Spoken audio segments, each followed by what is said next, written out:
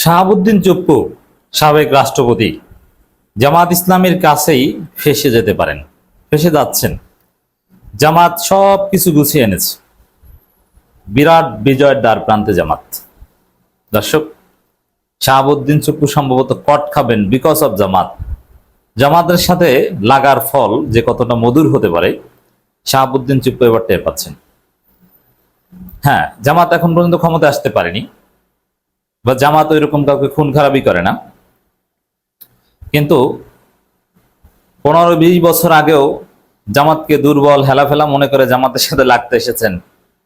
আপনাকে ধরার মেকানিজম জামাতের হাতে এসেছে। হয়তোবা অনেককে জামাত ক্ষমা করে দিয়েছে, যেমন আওয়ামী লীগের 15 বছরে জামাতের উপর, শিবিরের উপর যারা নির্যাতন করেছিলেন, যারা ভেবেছিলেন জামাতকে মারলে কি হয়, শিবিরকে মারলে কি হয়, তো 5 আগস্টের পরে কি প্রতিশোধের সুযোগ ছিল না?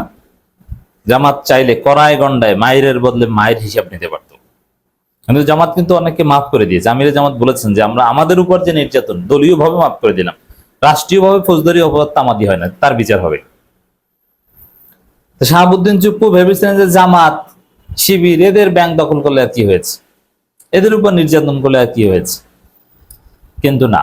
শাহাবুদ্দিন চুপ্পু রাষ্ট্রপতি থেকে অবসরের পরও, পদত্যাগের পরও এখন ধরাশয়ী হচ্ছেন জামাতের হাতে। বিএনপি সরকারের সাথে শাহাবুদ্দিন চুপ্পুর যতটুকু সমঝোতা হয়েছে বা হয়েছিল, তাতে শাহাবুদ্দিন চুপ্পু সেফ এক্সিট পেতেন, কারণ বিএনপির সাথে ওইভাবে শাহাবুদ্দিন চুপ্পুর বড় কোনো মনোমালিন্য নাই। চুপ্পুর বিরুদ্ধে যে অভিযোগ, ইসলামী ব্যাংক দখল কেন্দ্রিক অভিযোগটা বড় অভিযোগ, আরো 30 লাখ টাকা ঘুষ কেন্দ্র, এরকম আরো অনেক অভিযোগ আছে, কিন্তু কোনোটাই সরাসরি বিএনপি রিলেটেড না। বলা হয় খালেদা জিয়াকে ফাঁসানোর পেছনে চুপ্পুর হাত রয়েছে, বাট সরাসরি এটা ভিজিবল না। খালেদা জিয়াকে যে মামলায় ফাঁসানো হয়েছে, এতিমদের অর্থ আত্মসাৎ মামলা, এটা তো চুপ্পু অবসরের, বিচারক থেকে অবসরের অনেক পরে ঘটনা। তদন্তে বা আরো এরকম কিছু কিছু ক্ষেত্রে তার সংশ্লিষ্টতা থাকলো, সরাসরি বিএনপির পার্সোনাল কোনো ক্ষোভ নাই। যেমন 111-এর সাথে যারা জড়িত, তাদের সাথে বিএনপির পার্সোনাল ক্ষোভ আছে, কারণ 111 সরকার তারেক রহমানকে অবর্ণনীয় নির্যাতন করেছে। শাহাবুদ্দিন চুপ্পুর উপর যেহেতু বিএনপির পার্সোনাল ক্ষোভ নাই, এ কারণে বিএনপি সরকার তার প্রতি যথেষ্ট সফট ছিল। এমন যদি হতো যে এই শাহাবুদ্দিন চুপ্পু 111-এ তারেক রহমান মারার সাথে জড়িত, তাহলে কি মনে করেন 5 আগস্ট হাসিনা পালানোর পর এই প্রতিষ্ঠানের দোহাই দিয়ে, সংবিধানের দোহাই দিয়ে চুপ্পুকে থাকতে দিত বঙ্গভবনে, ঘাট ধরে বের করে দিত।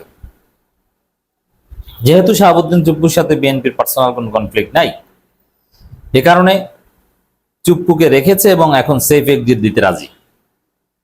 বিএনপির একটা অংশ অবশ্য চাচ্ছে না, কারণ হাসিনার গোলামকে সেফ এক্সিট দিতে বিএনপির একাংশ রাজি না, কিন্তু মূল কনফ্লিক্ট হচ্ছে জামাতের সাথে। আইনি ভাবে আটকানো, দেশ থেকে নিষেধাজ্ঞা জারি করানো, মামলার জালে আটকানো, সত্য মামলার জালে ফাঁসানো, সত্য মামলার জালে, এই কাজটা করছে জামাত। যদি বিএনপির কোন প্রতিষ্ঠান দখলের সাথে বা বিএনপির কাউকে নির্যাতনের সাথে জড়িত থাকতো, তাহলে বিএনপি করত। জামাতের ইসলামী ব্যাংকে হাত দেওয়ার সাথে এই চুপ্পু জড়িত, যার ফলে জামাত এই চুপ্পুকে আটকাচ্ছে এবং আদালতের কাছ থেকে নিষেধাজ্ঞা জামাত এনে ছাড়বে, সেই পথে জামাতের যথেষ্ট অগ্রগতি হয়েছে।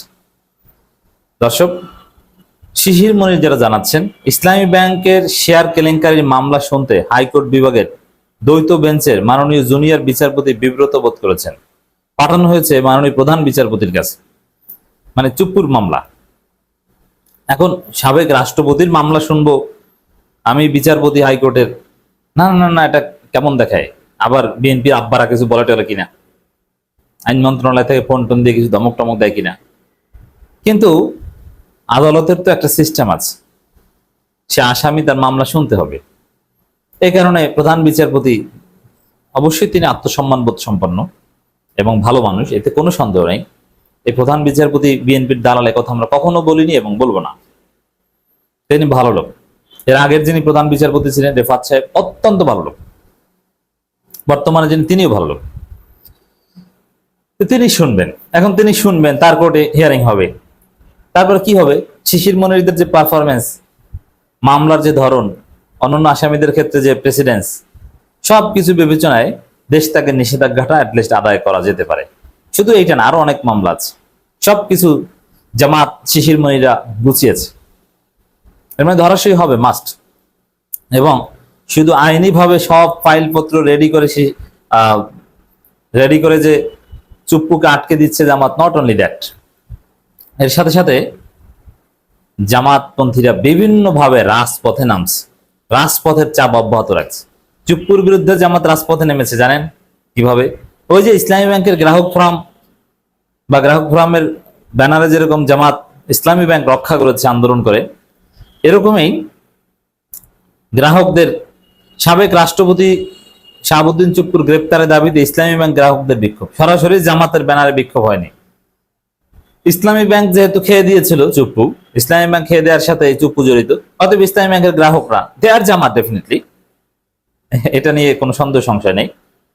কিন্তু ইসলামী ব্যাংকের স্বার্থ সংশ্লিষ্ট বিষয় হওয়ার কারণে ইসলামী ব্যাংকের ব্যানারে তারা, ইসলামী ব্যাংকের গ্রাহক ব্যানারে তারা মাঠে নেমেছে, রাজপথে নেমেছে। এটা জাস্ট স্টার্ট। কোন পথ থেকে পালাবে? চুপ্পুকে আটকাতে সব আয়োজন সম্পন্ন। ইনকিলাব মঞ্চ সাথে সাথে বিক্ষোভ মিছিল করেছিল, এনসিপি এখানে সক্রিয় আছে। কিন্তু জামাতের সিস্টেমটা অত্যন্ত চমৎকার। যেমন এনসিপি বলে কিন্তু রাজপথে তো নামে না চুপ্পুর গ্রেপ্তার দাবিতে, কিন্তু জামাত কিন্তু রাজপথে নেমেছে ভিন্ন ফরম্যাটে এবং আদালতে সব কিছু গুছিয়েছে। জামাত সম্ভবত বিজয়ের দ্বার প্রান্তে, চুপ্পুর উপর নিষেধাজ্ঞা আসতে পারে। তখন বিএনপির সাথে যে সমঝোতা হয়েছিল চুপ্পুর, তখন বিএনপি বলবে বাবা আমরা তো তোমাকে সেফ এক্সিট দিতেই চেয়েছিলাম, কিন্তু আদালত, জামাতের শিশির মনিরা যে চালাক, এরা আদালতের মাধ্যমে দেশটাকে নিষেধাজ্ঞা আনিয়েছে। এখন আমি কি করব? তুমি আগাম করেছিলা ইসলামী ব্যাংকের সাথে, এখন আমরা তো পারছি না, আদালতের নির্দেশ কিভাবে অমান্য করব? আমরা তো তোমাকে সেফ এক্সিট দিতাম, এই জবাব দিবে। সাবেক রাষ্ট্রপতি মোহাম্মদ শাহাবুদ্দিনের গ্রেপ্তার ও বিচারের দাবিতে মিছিল করেছে ইসলামী ব্যাংকের গ্রাহকরা। সচেতন গ্রাহক ফোরামের ব্যানার এই কর্মসূচি পালন করে তারা। এই সচেতন গ্রাহক ফোরাম ইসলামী ব্যাংক রক্ষা করেছে, আবার ইসলামী ব্যাংক যারা ধ্বংস করেছে তাদেরকেও এবার বিচার আওতায় আনবে। হ্যাঁ, এটা জামাতের একটা রাজনীতি, আর এটা সবাই জানে, এটা গোয়েন্দা সংস্থা থেকে শুরু করে কে না জানে। এই নুরুন নবী মানিক ইনি কে? নিয়মিত জামাতের প্রোগ্রামে যান, হু ডাজন্ট নো। এবং এই ধরনের প্রোগ্রামে শেল্টারে পল্টন থানা আমির শাহিন আহমেদ খান, মঞ্জুরুল ইসলাম, এরা সব সময় থাকবে।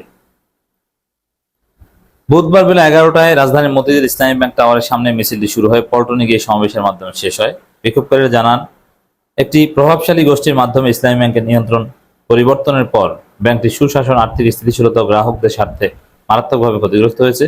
তাই শেয়ার কেলেঙ্কারি, ব্যাংক দখল ও আর্থিক অনিয়মের ঘটনায় দায়ীদের বিচারের আওতায় না আনলে এ খাতে আস্থা ফিরবে না।